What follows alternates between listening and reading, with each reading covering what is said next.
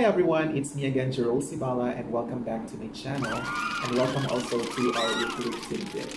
But before I share with you our topic for today, which is about relative pronoun, allow me to do some shout out first. So shout out to all the little dreamers, fighters, and bionic armies out there. Thank you very much for your continued support. And through the months that we've been doing vlogging, be it in relation to travel or English tidbit, you've always been supportive. So I've got nothing but gratitude for your unending support. So once again, thank you so much, and kamsahamnida from the bottom of my heart. As what I've mentioned, we're gonna talk about relative pronouns today, but I guess it's only proper that we discuss first and foremost what are pronouns. So allow me to share with you first and define what is a pronoun. A pronoun is a word or form that substitutes for a noun or a noun phrase. Once again, it is a word or form that substitutes for a noun or a noun phrase. I'll give you an example. If I say I am calling from HR, I there is used as a word to substitute the noun, and it's substituting me, Sibala, so I'm calling from HR. I can share with you different types or the common types of pronouns to include number one, personal pronoun. And personal pronoun denotes an entity or of a specific grammatical person. For example, the first person would including I, me, we, and so on, or the second person, you, or the third person, he, she, or they. That's personal pronoun. Another type of pronoun that I can share with you is the subject pronoun. A subject pronoun is used when the person or the thing is the subject of the sentence or clause. Example, I like to eat spaghetti, but she does not. That's the subject. We're talking about a subject pronoun there, I. Next is the object pronoun. Object pronouns are used when the person or thing is the object of the sentence or clause.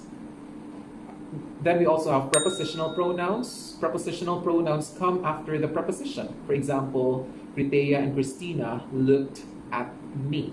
Me there is preceded by the preposition at. So that is what we call prepositional pronoun. Then we also have possessive pronouns. These are used to indicate possession or ownership. For example, I'm sure you're very familiar with a hit song in the 90s, The Boy Is Mine. Mine is a possessive pronoun because it indicates possession or ownership. Then we also have indefinite pronoun. Indefinite pronouns refer to general categories of people or things. Then we also have interrogative pronouns. Interrogative pronouns ask which person or thing is meant. For example, who did that? You're asking which person or thing is meant. And we also have the relative pronoun. The relative pronoun refers back to people or things previously mentioned. For example, people who smoke should quit now. Again, people who smoke should quit now. So we'll define what is a relative pronoun. It is a pronoun used to mark a relative clause and having the same referent as the element of the main clause, usually a noun or a noun phrase which the relative clause modifies. Again, it is a pronoun used to mark a relative clause and having the same referent as the element of the main clause, usually a noun or a noun phrase which the relative clause modifies. Allow me to share with you the rule of thumb when we talk about the relative pronoun. And the basic relative pronouns include who, which, and that. Again, the basic relative pronouns are who, which, and that.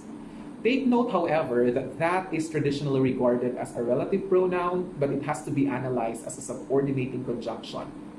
Subordinating conjunctions are helpful in writing paragraphs with an independent clause and a dependent clause.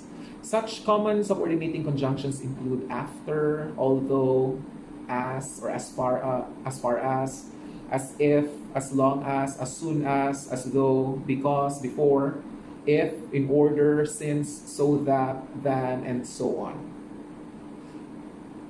When we use relative pronouns after a noun to make it clear which person or thing we're talking about. Let me stress that one more time. We use relative pronouns after a noun to make it clear which person or thing we are talking about. For example, if I say, please connect me to the person who can assist me. So we're looking for the person, or I'm personally looking for the person who can assist me. So you have to connect me to that person. So again, we use relative pronouns after a noun to make it clear which person or thing we're talking about. Or we use relative pronouns in relative clauses to tell us more about a person or a thing.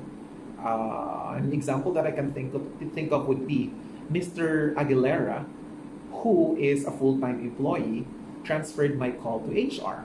So if you want to know more about the noun, then we use the relative pronoun. So Mr. Aguilera, who is a full-time employee, transferred my call to HR. We also use whose, that's W-H-O-S-E. We use whose as the possessive form of who. So example, this is George, whose brother went to school with me. So we use whose as the possessive form of who. We sometimes use whom as the object of a verb or preposition. Example, this is Mary from Inspiro, whom you talked to yesterday. But nowadays, we normally use who instead of whom. So you can say this is Mary, who you spoke with yesterday. And finally, when whom or which have a preposition, the preposition can come at the beginning or at the end of the clause. And by the way, before I give you some examples, we'll also talk about preposition in our next tidbit, so that's something to look forward to. But again, when whom or which have a preposition, the preposition can come at the beginning or at the end of the clause. Example, I spoke with Mary, comma, who or whom I confirmed some pieces of information from. Or you can say, I spoke with Mary, from who or from whom I confirmed some pieces of information from. So I hope that you learned something today about relative pronouns, but just to stress this once again, I'm going to put emphasis on this one more time, that the basic relative pronouns are who, which, and that.